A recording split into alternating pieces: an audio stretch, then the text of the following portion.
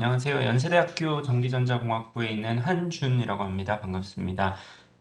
오늘 제가 발표드릴 주제는요. 새로운 인터넷 of Things, 사물 인터넷 어플리케이션에 대한 센싱의 이점과 위험성을 다룹니다.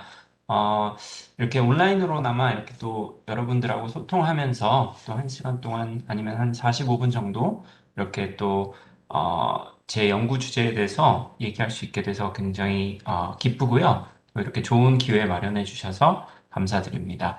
네, 그러면 이제 발표 시작하도록 하겠습니다. 그리고 혹시 언제든지 또 질문 있으시거나 그러면 채팅창이라든지 뭐 언뮤트 하셔도 괜찮고요. 아니면 또 강연이 끝나고 또 질문해 주셔도 좋을 것 같습니다. 제 강연은 뭐 좀 캐주얼하게 좀 편안하게 이제 소통하시면서 같이 이렇게 또 하면 좋을 것 같고요. 또 추후에 또 질문이 있으시면 제 이메일로 이렇게 편하게 언제든지 연락 주시면 또 이렇게 답변 드리도록 하겠습니다. 네, 감사합니다. 그럼 시작하겠습니다. 네, 그래서 일단은 저와 제 연구실 소개를 아주 간략하게 먼저 좀 드리겠습니다.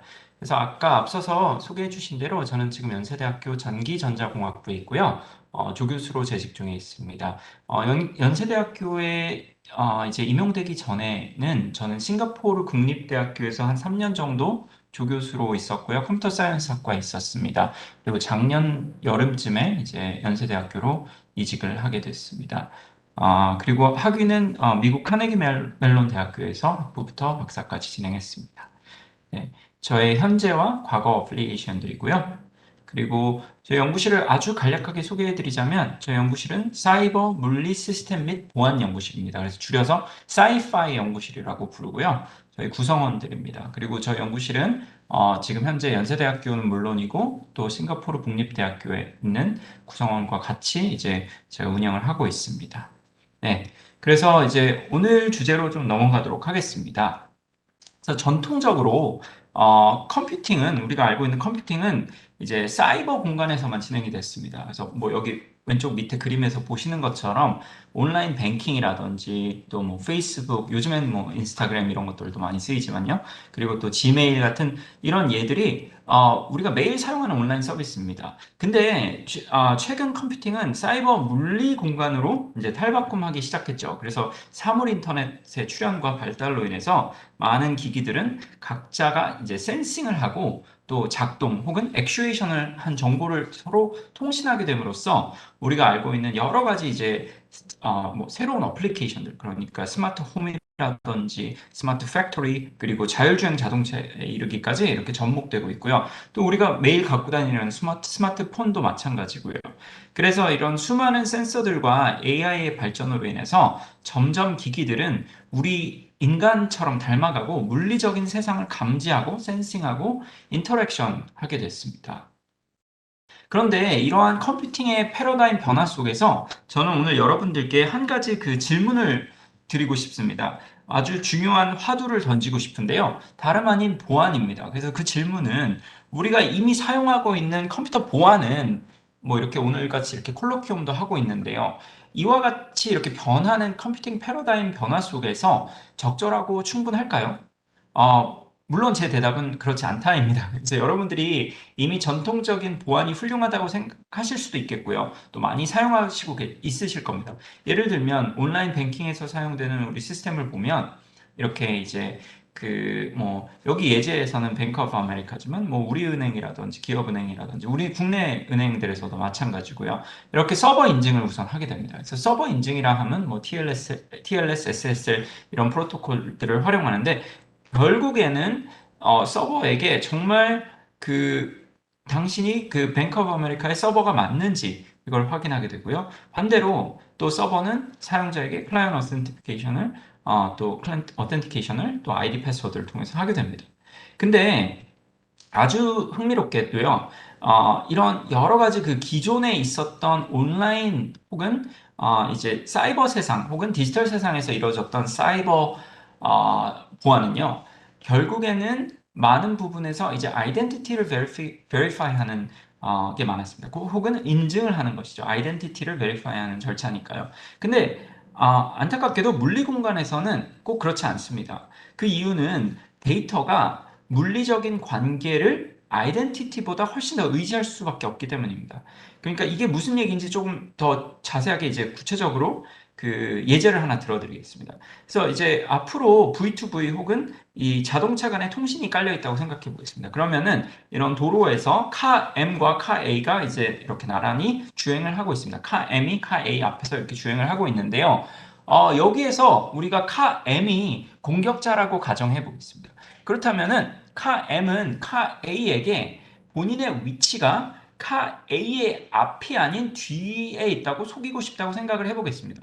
그러면은 여기서 안타깝게 카 A는 사실 카 M이 보내는 메시지, 즉 카 A, 내가 카 M이고 나는 너 뒤에 있어 라고 이렇게 가짜로 메시지를 보낸다면 카 A 입장에서는 이 진위를 확인할 수 있는 방법이 없습니다. 물론 국내에서는 뭐 블랙박스라든지 이런 게 있겠지만 많은 국가에서는 블랙박스를 채택하지 않고 있기 때문에 사실은 이게 생각보다 어려운 문제입니다. 특히 이제 카엠이 여러분들이 생각하시기로는 카엠이 GPS 정보를 이제 그 메시지에 넣고 그걸 사인해 가지고 보낼 수 있지 않겠냐라고 생각하실 수도 있겠지만 사실은 그렇게 한다 그래서 카A가 카엠의 그 로컬리티 정보를 확인할 수 있는 것은 아닙니다. 왜 그러냐면 그 디지털 시그니처는 사실 카엠의 아이덴티티를 베리파이 하는 것이고요. 베리파이하는 수단이고요.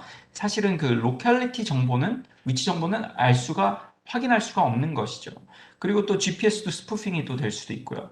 그래서 사실은 이게 간단한 문제 같지만 굉장히 어려운 문제일 수밖에 없습니다.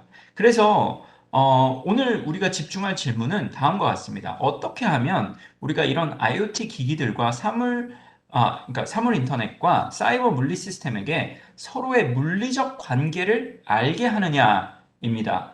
그래서 이 질문에 대답을 하기 위해서 최근에 제 연구를 포함해서 많은 연구들은 컨텍스트 정보를 활용하는 연구를 진행해 왔습니다. 그래서 이 컨텍스트 정보 혹은 우리 연구실에서는 이걸 컨텍슈얼 큐라고 부르기도 하고요. 아, 이런 물리적인 컨텍슈얼 큐가 결국에는 기회 신호가 되는 것입니다.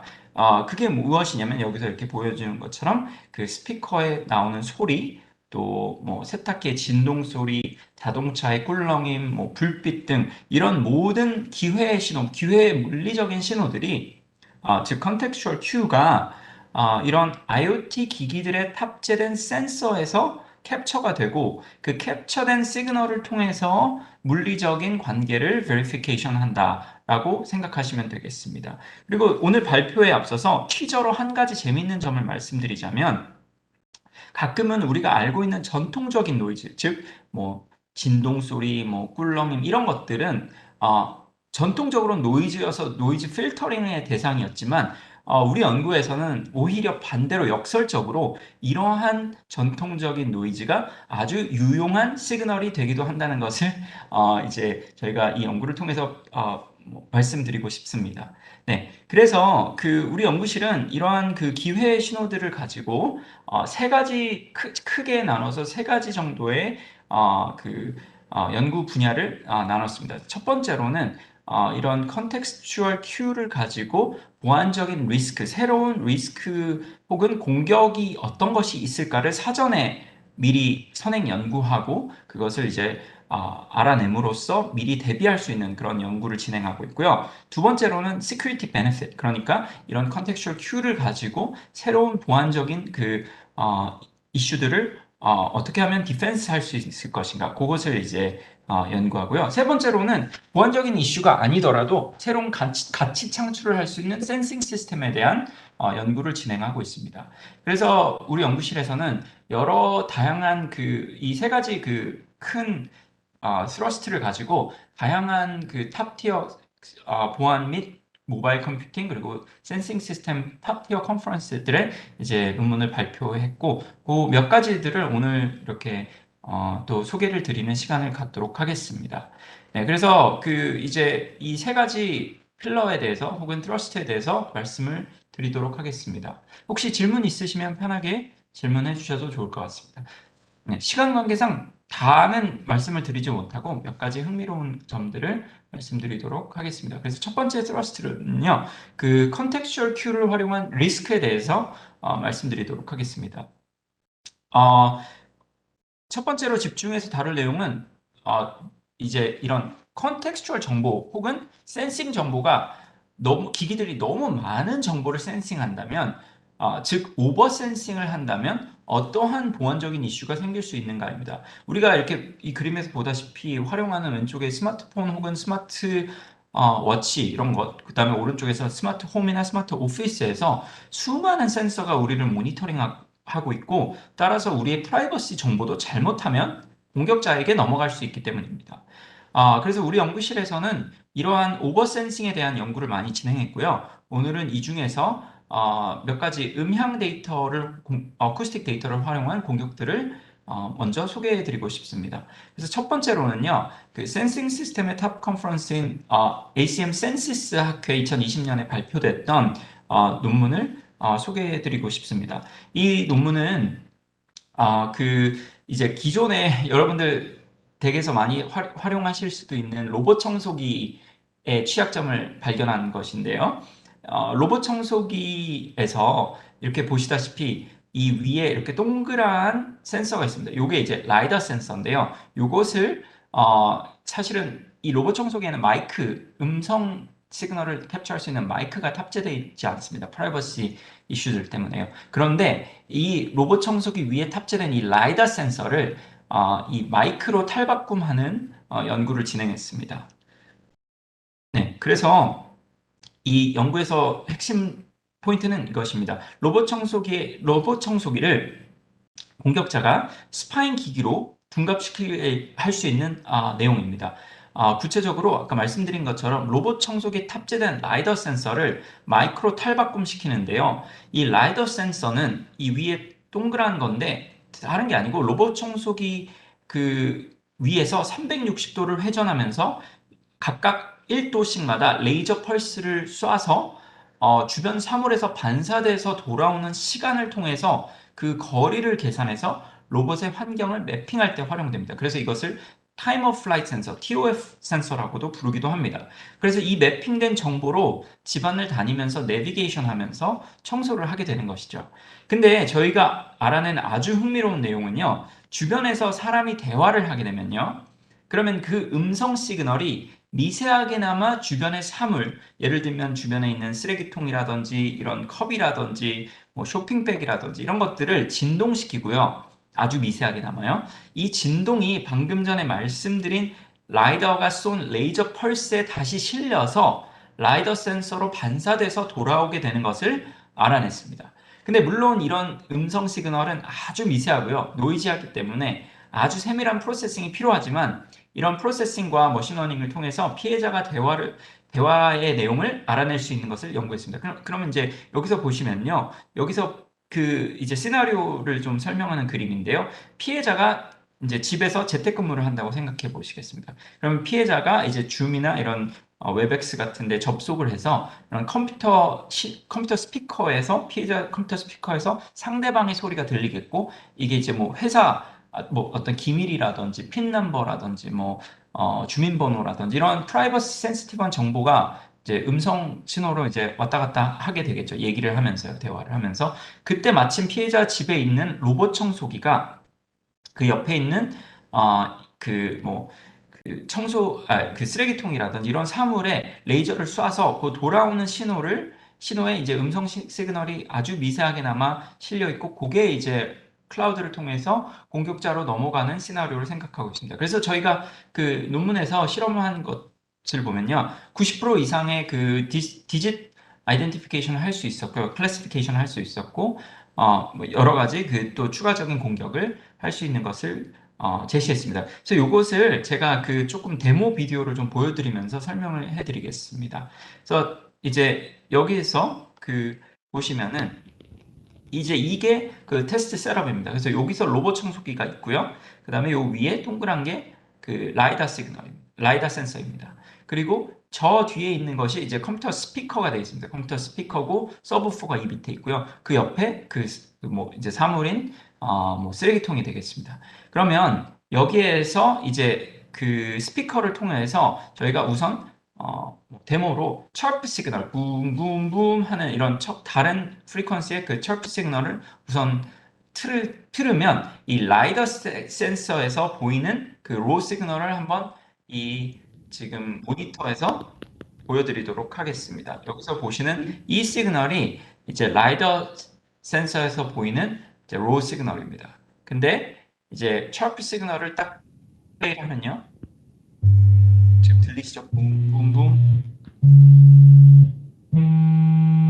그럴 때 이렇게 보시다시피 이렇게 라이다 시그널을 통해서 마치 마이크가 녹음한 것처럼 이렇게 시그널이 변화되는 것을 볼 수 있고요. 또 한 가지 아주 재밌고 흥미로웠던 것은요. 이 논문을 쓸 때가 저희가 그 미국 대선 기간이었습니다. 그래서 그때 이제 미국에서 또 이제 아주 이슈가 됐던 것 중에 하나가 개개인의 그 정치 성향을 알아내는 것은 굉장히 프라이버시 센시티브한 이슈였습니다. 그래서 혹시 이 공격을 통해서 그 개개인의 정치 성향을 알 수는 없을까라고 고민을 하다가 저희가 생각해낸 것이 그러면 그 각각 피해자들이 자신의 집에서 TV를 통해서 보는 뉴스 채널이 어떤 뉴스 채널을 보는 것인가에 따라서 정치 성향을 어느 정도 알 수 있지 않을까라고 생각했습니다. 예를 들면 폭스 뉴스를 보는 사람과 CNN을 보는 사람은 굉장히 다른 정치 성향을 갖고 있겠죠. 그래서 그 저희가 20개의 뉴스 인트로덕션 송을 또 클래시피케이션을 해봤습니다. 이걸로. 그래서 하나 들려드리겠습니다.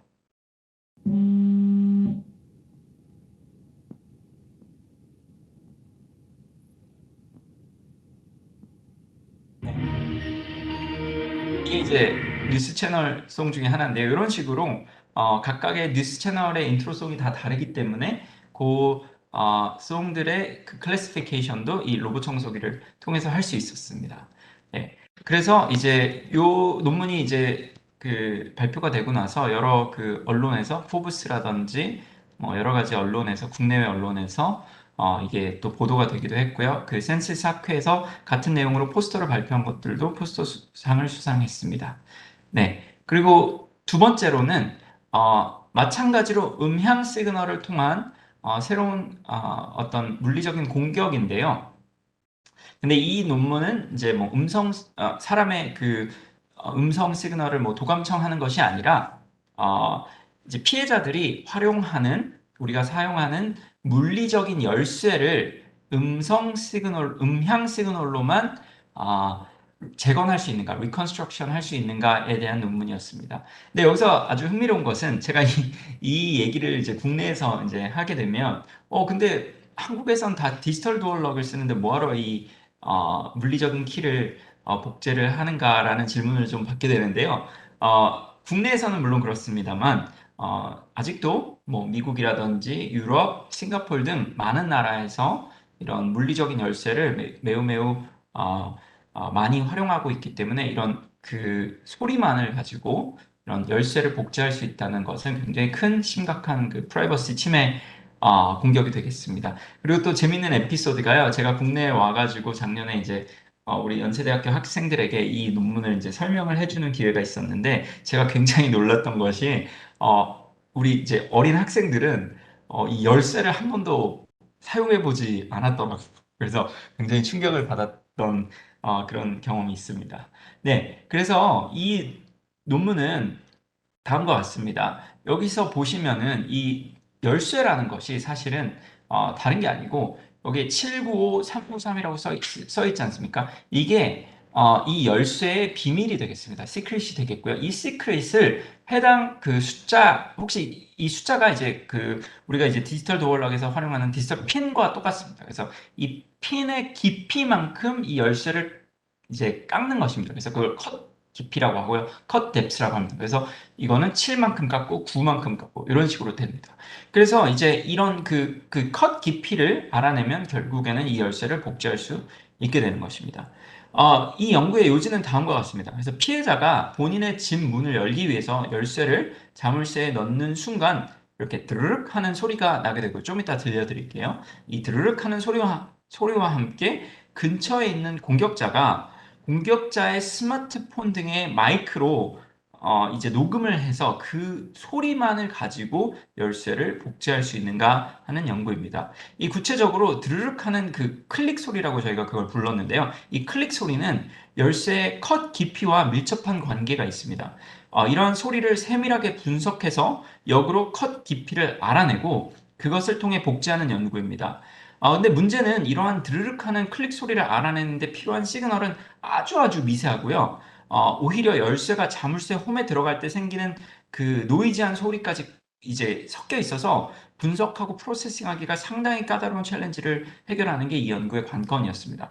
게다가 이 각각의 컷 깊이가요, 이 하나하나의 깊이가 1mm도 채 안 되기 때문에 이게 굉장히 어려운 과제였습니다. 그런데 저희가 이 최종적으로는 총 6만 개의 키 서치 스페이스에서 베스트 케이스로는 2개까지도 이제 서치 스페이스 리덕션을 했고요. 이 공격을 통해서. 그 얘기는 뭐냐면 피해자의 집에 공격자가 2개의 키만 이제 그 3D 프린팅을 해서 가면 그 둘 중에 하나는 열린다는 것을 이제 야기합니다.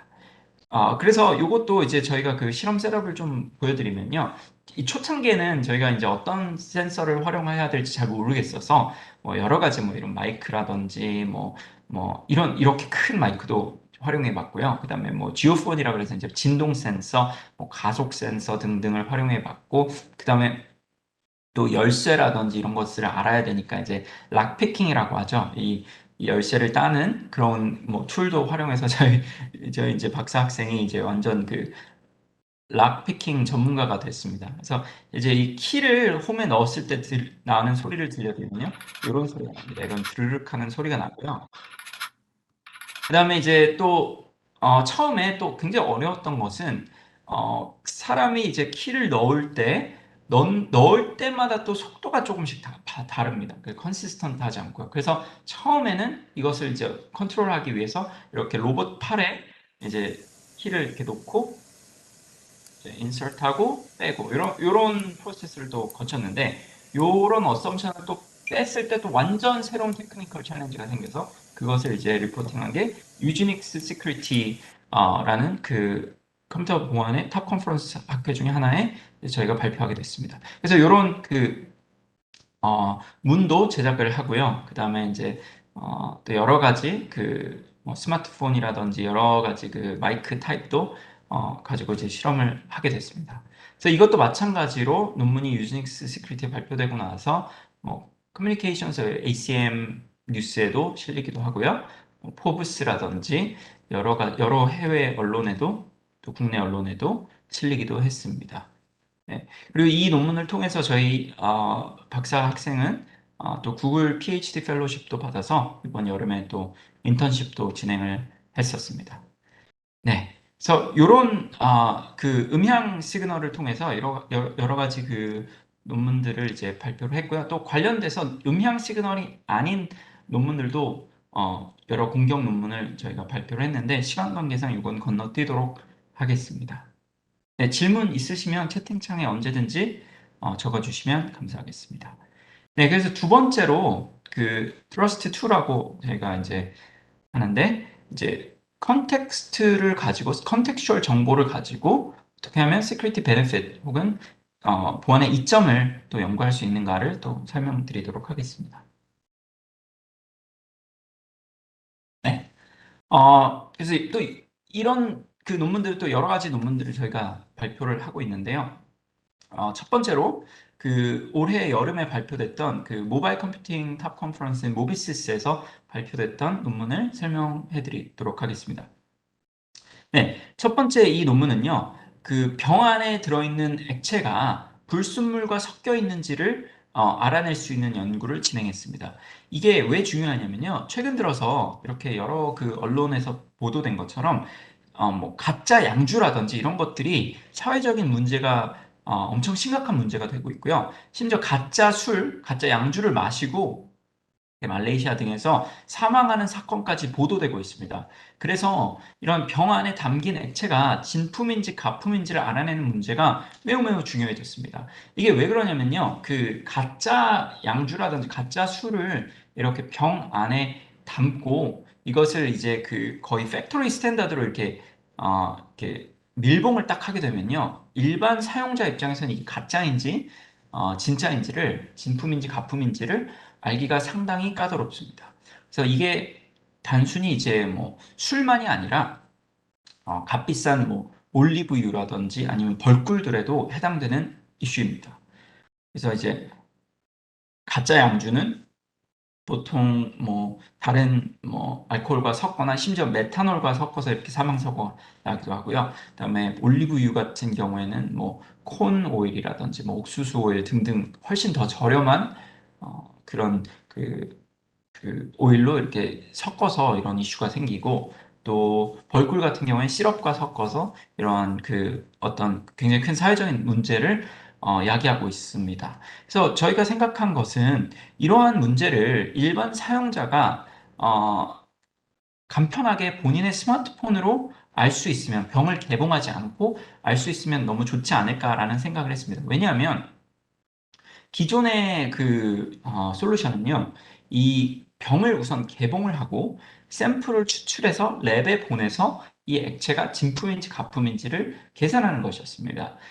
그런데 물론 일반 사용자 입장에서는 그게 이제 굉장히 어렵겠죠. 물론 우리는 마트에서 살 때는 뭐 마트를 믿으니까 큰 이슈가 없겠지만, 이렇게 뭐 당근 거래를 한다든지 아니면 혹은 온라인에서 구매를 할 때는 이런 이슈가 또 분명히 생길 수 있으니까요. 그래서 저희가 생각한 것이 다음과 같습니다. 본인의 스마트폰을 꺼내서 밀봉된 병을 뒤집으면 그 뒤집는 과정에서 생기는 그 병 안의 기포들을 보면은 그 기포의 모양과 또 그 속도가 어, 어느 정도 이 액체의 특성을 이제 어느 정도 알려줄 수 있다는 아주 흥미로운 물리적인 내용을 저희가 발견했습니다. 그래서 이렇게 이제 병을 뒤집었을 때 이렇게 기포가 생기고요. 이 기포를 병을 개봉하지 않고 그 사용자의 스마트폰에 그 카메라로 슬로우 모션으로 이렇게 찍으면 다음과 같이 이렇게 이게 이제 슬로우 모션을 찍은 건데요. 이렇게 이제 기포가 생기고 이 기포가 위로 올라갈 때 그 속도를 재고 또 기포의 모양을 이제 프로세싱을 하면 그 액체의 물리적인 특징인 표면 장력, surface tension, viscosity, density 등을 알아낼 수 있는 그 연구를 진행했고, 이것을 통해서 이제 가품인지 진품인지를 알게 됐습니다. 그래서 저희가 실제로 보드카, 그 다음에 올리브유, 그리고 벌꿀을 이 세 가지 종류의 그 액체를 실험을 했고요. 그 다음에 이 각각 세 가지 종류에게 각각 뭐 물과 뭐 소주 등을 타서 뭐 30%부터 50%까지 이렇게 섞어봤고요. 또 마찬가지로 올리브유도 마찬가지고 뭐 이런 그 옥수수유라든지 여러 가지 식용유라든지 이런 걸 타봤고, 그다음에 벌꿀도 시럽 같은 것들을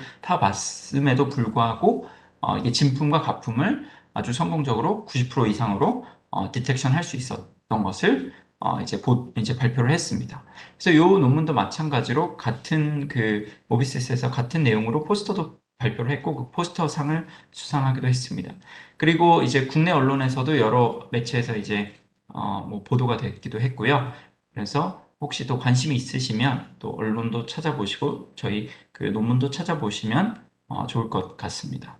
네. 그리고 비슷한 예로 또 우리 사회에서 아주 큰 문제가 되고 있는 부분을 좀 풀면 좋지 않을까라는 생각 하에 다음과 같은 문제를 풀었습니다. 우리 사회에서 큰 문제가 되고 있는 공공장소에서의 불법 촬영, 즉 소위 말해 몰래카메라, 몰카, 또 저희는 이제 영어로 히든 스파이 카메라 디텍션이라고 이렇게 명칭을 정했는데요. 이 몰카 디텍션을 하는 연구입니다. 이 연구는 그 센시스 2021년에 발표된 논문입니다. 그래서 사실 이 그 몰카 여러분들 이미 너무 뉴스 보도나 이런 데서 많이 접하셨겠지만 이 몰카가 이제 공공 화장실이라든지 뭐 여러 가지 뭐 호텔이라든지 이런 곳에 이제 몰카가 이제 있고 이것을 이제 찾아내기 위해서 경찰관들이 이렇게 탐문을 주기적으로 하십니다. 여기 실제로 연합뉴스에 보도된 그 자료인데 이 경찰관이십니다. 어떻게 보면 되게 안쓰럽기까지 하죠. 이렇게 쭈그리고 앉아서 이렇게 그리고 이것을 그 몰카 디텍터라고 저희가 부르는데 이런 것들을 기계를 갖고 다니시면서 몰카를 탐지를 하려고 노력을 하십니다. 그런데 너무나도 안타깝게 이 몰카 디텍터라고 소위 말해서 갖고 다니시는 기기가 그렇게 정확하지도 않고 사용성이 뛰어나지도 않습니다. 예를 들어 드리겠습니다. 이게 이제 몰카 디텍터인데요. 요게 이제 여기에 있는 뭐 콘센트에 숨겨져 있는 몰카를 탐지를 하려고 하는데 결국에는 이제 사람이 보는 게 요 C 그림과 같습니다. 근데 여기서 이제 이 경찰관이 해야 되는 것은 뭐냐면요. 이 반짝거리는 빛을 보고 이게 몰카일 수도 있겠다라는 것을 확인하게 됩니다. 실제 몰카가 여기에 이 초록색 동그라미에 있는 것을 볼 수 있는데요. 안타깝게도 물론 이 초록색에서도 깜빡거리지만 여기서도 깜빡거리고 여기서도 반짝거리고 여기서도 반짝거리고 여기서도 반짝거리고 이게 사실은 사용자가 이 전체 그 화장실을 이 경찰관이 이렇게 확인하면서 하는 게 너무나도 어렵습니다. false positive도 높고 또 사용성도 좋지 않고 매뉴얼하게 이걸 확인해야 되는 것이 굉장히 불편하고 정확성이 떨어집니다. 심지어 국내 다큐멘터리에서 목욕탕에 이 몰카 몇 개를 숨겨놓고 현직 경찰관들 이런 디텍터를 가지고 모셔서 실험을 해봤는데 30분을 들였는데도 불구하고 다 찾지 못했습니다. 그래서 저희가 생각한 것은 이런 그 이슈를 만약에 우선은 일반인은 이런 디텍터를 갖고 다니지도 않고 이게 굉장히 큰 이슈인데 만약에 일반인이 본인의 스마트폰만을 가지고 딱 스캐닝을 해서 스마트폰 어플에서 어, 자동적으로 어플이 몰카가 있다라고 이렇게 알려줄 수 있다면 얼마나 좋을까라는 생각에 이 논문을 저희가 발표하게 됐습니다. 그래서 이 논문의 요지는 다음과 같습니다. 이 논문에서 이 스마트폰 뒤에 보면은 요즘에 이렇게 아까 말씀드린 그 라이다 센서, 그러니까 타임 오브 플라이트 센서가 있습니다. 이게 왜 있냐면 뭐 증강현실 같은 것들을 위해서 이 이케아 앱이나 이런 것들을 통해서 그, 그 주변 사물이 지금 나와 거리가 얼마나 되는 것인가, 그 거리를 측정하려고 있는 것인데요. 요, 요 라이더 센서에서 쏴서 돌아오는 아까 그 말씀드렸던 로봇 청소기와 비슷한 효과인데 여기서 저희가 보는 것은 그 몰카의 렌즈를 맞고 돌아오는 리플렉션이 그걸 레트로 리플렉션이라고 하는데요. 레트로 리플렉션이 아주 미세하게나마 다른 사물에서 튕겨서 돌아오는 그 리플렉션과 아주 미세하게 다르다는 것을 알게 됐고 그것을 이제 프로세싱하고 머신러닝을 통해서 찾아내는 기법을 저희가 연구했습니다. 그래서 이제 요 논문도 마찬가지로 이제 뭐 포브스라든지 국내 언론에 또 보도가 되기도 했고요. 네, 그렇습니다. 그래서 요건 건너뛰도록 하겠습니다. 네. 그리고 이제 마침 지난주에 저희가 이제 그 미국 학회에 출장을 다녀왔는데 요 논문을 발표하려고 다녀왔습니다. 그래서 요거는 뭐냐면 그 다음으로는 그 이제 ACM CCS라는 그 컴퓨터 보안 학회 탑 컨퍼런스 중에 하나인 학회에서 발표가 된 내용인데요. 이렇게 이 랩탑 컴퓨터 같은데 이제 탑재된 마이크가 있지 않습니까? 저도 지금 랩탑 마이크를 통해서 제 목소리가 이제 여러분들께 전달이 되고 있는데요. 이 랩탑 마이크가 안타깝게도 랩탑이 이제 그 멀웨어나 이런 것들을 통해서 저도 모르는 사이에 제 목소리가 랩탑을 통해서 외부로 새어나갈 수 있는 그런 프라이버시 공격들이 많이 있습니다. 웹캠도 마찬가지고요. 여러분들 혹시 그 들어보셨는지 모르겠는데 이건 랩탑의 이슈는 아니지만 최근에 국내 언론에서 발표된 그 월패드 해킹 사건이라고 혹시 아시는지 모르겠는데 그 아파트 내부에서 월패드가 있지 않습니까? 뭐 문도 열어주고 하는 그 월패드에 마이크와 카메라가 탑재가 되어 있었는데 그 모든 그 기기들에서 그 사용자의 동의 없이 사용자를 몰래 아파트 내부를 촬영하고 또 도청하는 그런 그 정보가 클라우드에 엄청 전송이 되고 그게 이제 브리치가 돼가지고 그 정보들이 많이 새어 나가는 이런 아주 안타까운 일들이 보도됐습니다. 마찬가지로 랩탑도 똑같습니다. 그 웹캠 마찬가지고요. 마이크도 마찬가지고요. 그래서 이제 저희가 생각한 것이 마이크를 혹시 이 마이크가 제가 사용하지 않는 때에 이 마이크가 켜져 있는지 꺼져 있는지를 외부 기기로 알아낼 수 있다면 좋지 않을까라는 생각에 이 논문을 발표하게 됐습니다. 그래서 다음과 같습니다. 그 아주 흥미롭게 이 마이크 노트북에 탑재된 그러니까 랩탑 노트북에 탑재된 마이크가 켜져 있을 때는 여기서 보시는 것처럼 이렇게 켜져 있을 때는 주변에 EM 시그널이 EM 웨이브가 방사되는 점을 알아냈습니다. 이는 그 디지털 MEMS 마이크 안에 ADC가 있는데요. 아날로그 디지털 컨버터가 있는데 이 ADC가 클락 신호를 인풋을 받는데 그 마이크가 켜지는 순간부터 이 클락 시그널의 주파수인 한 2MHz 대역의 EM 웨이브가 주변에서 탐지되는 것을 저희가 그 엑스터널 니어필드 프로빙을 통해서 알게 됐습니다. 그리고 이 마이크 동작을 끄는 순간, 여기서 보시면 이렇게 끄는 순간, 이렇게 그 스파이크가 치는 그 방사되는 그 시그널이 싹 사라지는 것을 또 알게 됐습니다.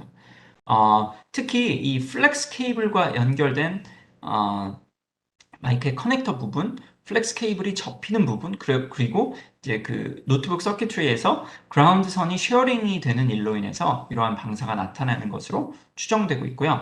그래서 저희가 이제 저희 이 현재 프로토타입은 이렇게 이제 SDR과 니어필드 프로브를 활용해서 뭐 실험을 진행했는데 이 앞으로는 아주 그 조그마한 폼 팩터로 이렇게 돼서 사용자들이 이렇게 랩탑에 부착시킬 수 있는 이런 폼 팩터를 생각을 하고 있습니다.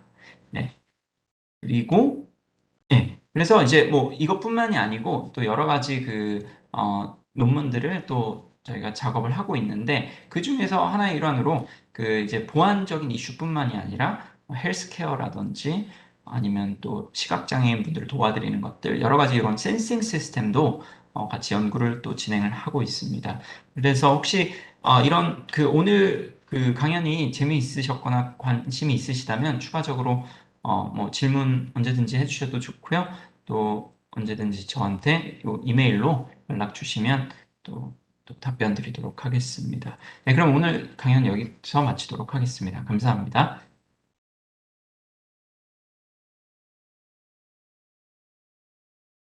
우선 제가 이 강연을 보통 이렇게 하면은 이 비슷한 질문을 많이 받는데 그러면은 이제 오늘부터 제가 뭐죠? 그 청소기를 쓰면 안 될까요? 이런 질문을 많이 받는데 그건 아니고요.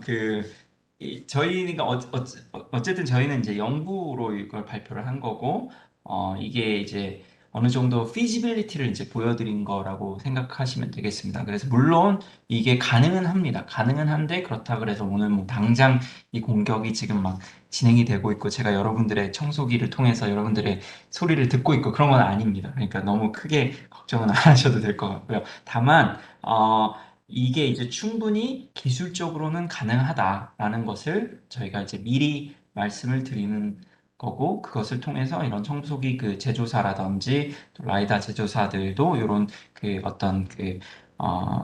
위험성을 인지를 하고 제품을 개발하시면 좋겠다라는 그 취지에서 이런 논문을 작성을 하고 있고요. 또 질문하신 대로 방지할 방법이 있나라고 하면 어느 정도 있습니다. 왜냐하면 이제 결국에는 조금 더 테크니컬한 내용이긴 한데요. 이게 이제 샘플링 레이트가 굉장히 중요합니다.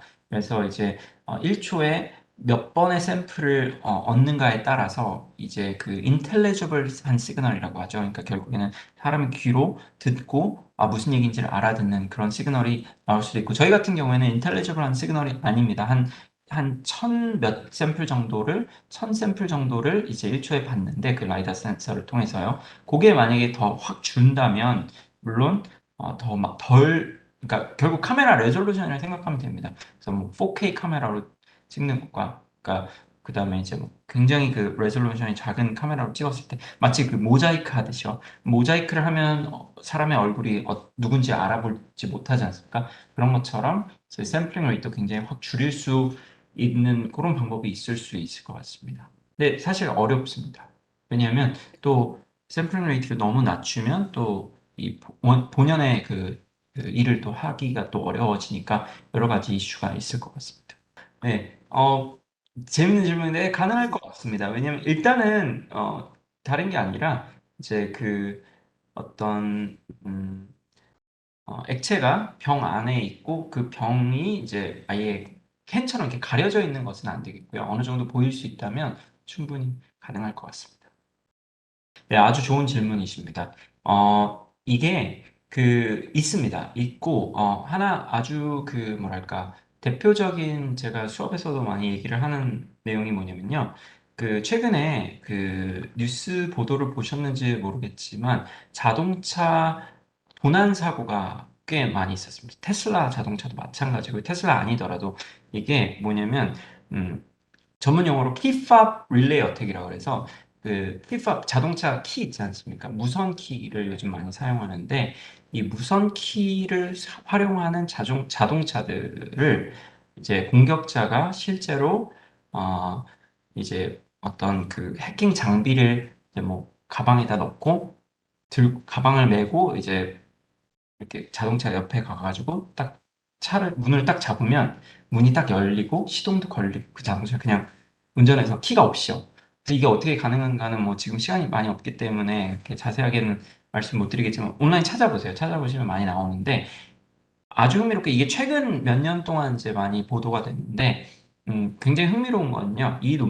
이 기술이 사실은 2010년쯤에 이미 저희 학계에서는 발표가 된 내용입니다. 그래서 실제로 보안적인 이슈를 여러 자동차 회사들에서 이미 알고 있었고 대비를 하고 있었습니다. 그래서 아주 좋은 그런 사례라고 볼 수 있겠습니다. 그래서 저희가 이제 공격 논문을 쓰는 것입니다. 저희가 뭐 로봇 청소를 통해서 해킹하려고 하는 것이 아니라 이걸 통해서 이제 앞으로 혹시 있을지도 모르는 공격을 대비하자는 취지에서 이런 논문을 또 작성을 하는 겁니다. 그래서 오늘 또 좋은 기회에 이렇게 초대해 주셔서 감사하고요. 저희는 뭐 언제든지 이런 관련된 연구를 또 하고 싶어 하시는 분들하고 같이 협업하는 거를 굉장히 또 좋게 생각하고 있기 때문에 언제든지 관심이 있으시거나 하시면 여기 이메일로 저한테 메일 주시면 좋을 것 같습니다.